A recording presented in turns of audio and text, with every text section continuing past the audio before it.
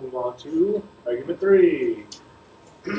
So it says that researchers have concluded that children who watch a high number of violent programs on television are more likely to act aggressively when they become adults than those who don't. And if you think back, this is related to argument 1 with the whole learned behavior. And this is saying maybe the children won't act violently while they're growing up. But once they hit adulthood, then they're going to be more likely to be aggressive, to be violent, to get into fights. Okay? But that's kind of, this argument's kind of weak because there's not a lot of support for it. Because they, it's not like people go around following children. Okay, we're going to watch them when they're 8 up until they're like 21. And then once they hit 20 or adulthood, that's when they start acting violent. There's not a lot to support this. But these are what the researchers are coming up with. These are their ideas. These are what they're wanting to present. Okay? And argument 4 is that other researchers also have strong opinions and ideas about violence. In this category, the researchers agree with the previous 3 arguments. They think that these are all very possible things. It's learned behavior. You grow into violence. You become desensitized to it. But they also claim that there are greater consequences, rather than just growing up violently or not reacting to a violent situation. They say that many Americans believe that their country is a mean and scary place because of what they see on TV. Okay? They look at a lot of statistics to try to back this up. So, according to FBI statistics, the quantity of violence on TV is greater than that of real life. So what we see on TV, what we see on the movies, is much greater than what we're going to see in real life. Just as like everyday people walking on the sidewalk, riding MARTA, okay? But they say that people who tend to watch a lot of TV overestimate the amount of violence they see in real life.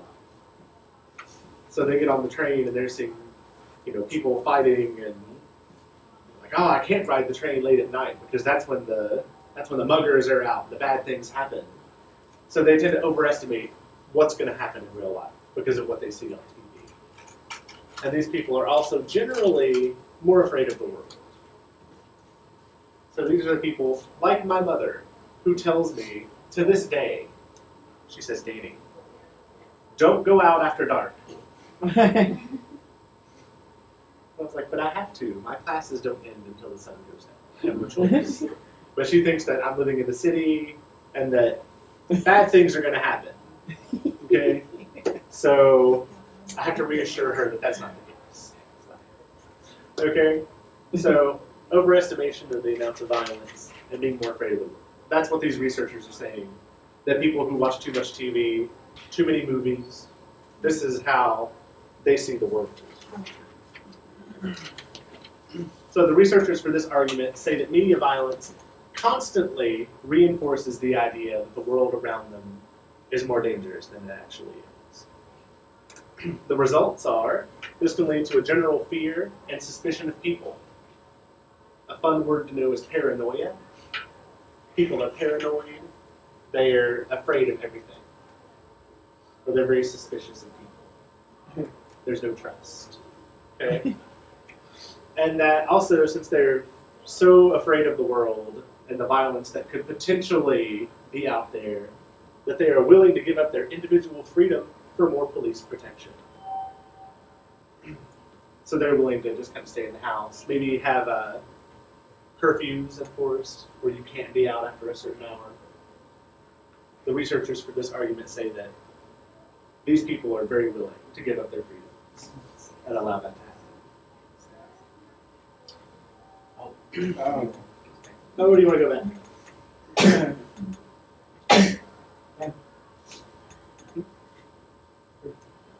It's not says. What's that? I'm going for says. Are you for it? Oh, yes, it should be. I should try to write in my grammar. Thank you for correcting me. No, it's good. It's not for nothing. But So that, yeah, no, it should be says. It should be argument. The research is an argument for. No, the research is an argument for say the violent media. I think it's safe. No, it's say. It's safe. Because Yeah, researchers. it's not, I don't worry. You had me doubt myself. Okay, no, it is say. It is supposed to be said. Okay, Say. I came from the grammar class. I'm taking your grammar class this semester too. So I want to make sure that, yeah, no, that's right. I did proofread my slides before I made them. Sometimes a mistake gets through, but not this time. Okay? So, what do you think? We'll go back to it. But what do you think? Give me your opinions on argument forward. Do you think that people are very afraid of the world? Are they willing to give up their freedoms? Do you see a lot of paranoid folks walking around? Not in here. I am very certain of it. One time, I saw the announcement about you should alert when you walk down the demonstration because something bad happened near the station, and that makes me scared sometimes. I don't want to go get home after 6 o'clock in the evening. That's something. Do you think that's because you watched too much TV as a child? Yeah. Do you think you saw that and now you're afraid of the world? Is that- Yeah, and a lot of people told me that, oh, you shouldn't do that. You shouldn't go out at night in the daytime.